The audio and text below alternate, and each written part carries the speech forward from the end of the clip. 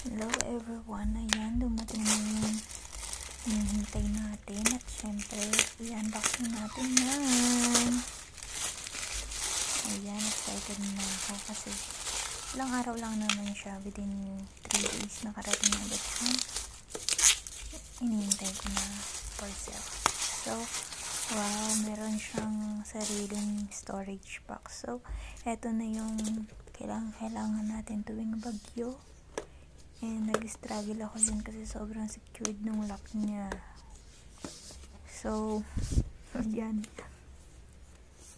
Nakailang attempt ako para mabuksan yan. Pero,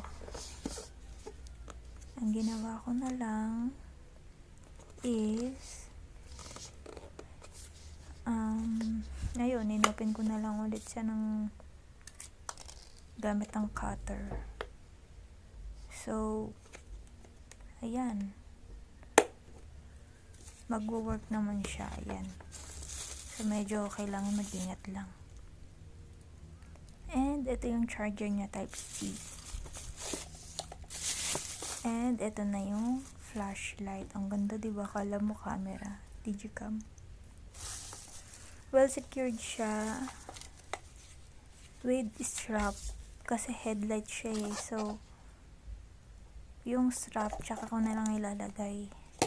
And yung napili ko na flashlight or professional headlamp is yung 200 watts po. 200 watts yung capacity niya. Ayan, masasabi mong well secured and wala po siyang damage. Thank you po sa nag-arrange nito at sobrang secured talaga.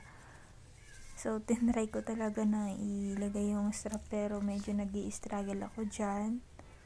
So, fast forward tayo. Ito yung on and off. So, pinipindot ko siya. Yung pala meron siyang plastic. So, may tape pa. Well secured talaga siya para hindi siya mapaglaruan in case.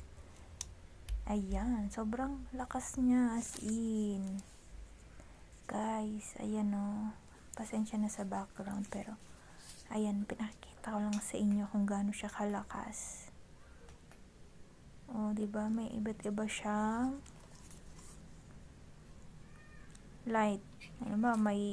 Merong patay sindi. May tawag dito. Basta yun na yun. May 3 kinds of lights siya. Yan. Modes. At yan, natitilt yung pinaka ulo niya, head. So, ang galing, diba? And ito na siya. So, paano siya i-tilt? Ganyan mo lang. Ay, i-zoom. Ayan. Pihitin mo lang yung pinaka-head. Ayan, o. Sa mga interesado, guys, andyan lang po sa baba yung ating basket. Thank you.